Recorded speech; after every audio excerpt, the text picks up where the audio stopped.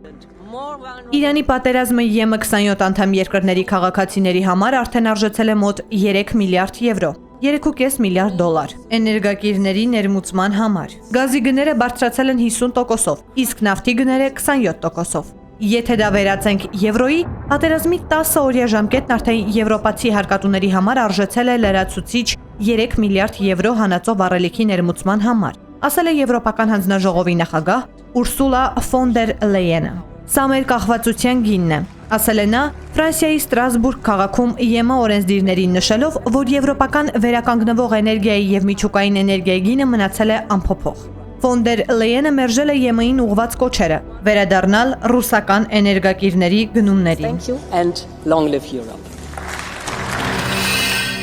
Բաժանորդագրվեք Արմատ մեդիայի ալիքներին YouTube-ում, Facebook-ում, Instagram-ում եւ Telegram-ում։